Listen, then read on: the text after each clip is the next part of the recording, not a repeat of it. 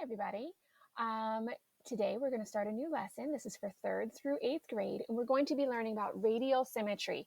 You need to watch this video first before you do the video where I teach you how to do the actual art project. I want you guys to understand what radial symmetry is before you do the artwork. Okay, so regular symmetry, we call it linear symmetry, has one line of symmetry like a butterfly. And if you drew a picture of a butterfly, you could fold it in half, and that middle fold is the line of symmetry. Everything is the same on both sides, okay? Radial symmetry, if you look at the picture on the right, has a lot of lines where if you folded it in half, the left and the right would be equal.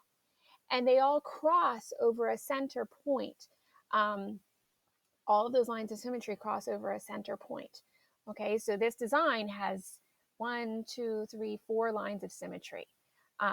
Well, it depends on how you count it. There's a lot of lines of symmetry in this. And this is what we're going to be doing for our art project today. So let's look at some lines of symmetry.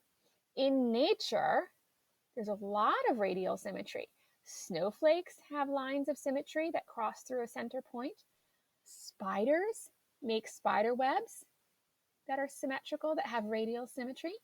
Things like fruit, flowers also have radial symmetry. You could fold it, well, you can't fold an orange, but if you did, it would all cross over this center point. Okay, so that's in symmetry. Now let's look at things made by people. A long time ago, when people would build a church, it was the act of building the church and designing the church was a way of worshiping God. And so there are some beautiful cathedrals all around the world. This is called the Chartreuse Cathedral in France, and it is beautiful. It's a beautiful way of worshiping God. And this window way at the top is stained glass. And here's what it looks like on the right-hand side is what it looks like when you're standing inside the church and the light is shining through. And something else that's really cool is there's lots of little pictures. We can't see them here, but all of these little pictures tell a story about from the Bible. So it's pretty cool. All right, so I grew up in Pennsylvania, about an hour and a half away from here, and my heritage is called Pennsylvania German.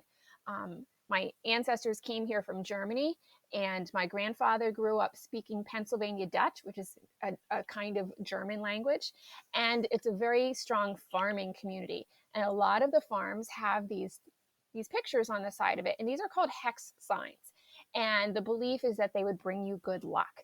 You can see raindrops here, and that's to bring lots of rain because you need that for your farm, right? And so if you ever take a drive, maybe to go to Hershey Park, you might see a whole lot of these. Now, Amish families do not have these on their barns, but people who have Pennsylvania Dutch heritage do. A lot of times, not everybody. Okay, this is pretty cool.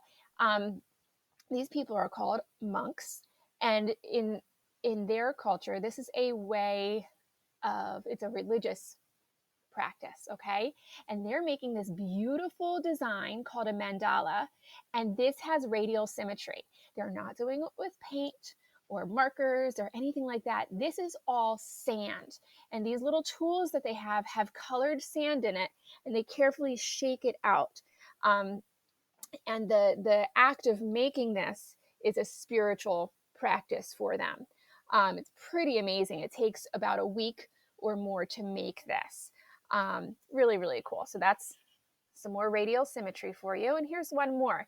If you've ever looked through a kaleidoscope like this little girl is doing, and you turn it around, there's a bunch of mirrors in there. So the little things that are inside of it gets reflected over and over again. And the design that you see has radial symmetry. So this is what we're going to be doing for our art project next.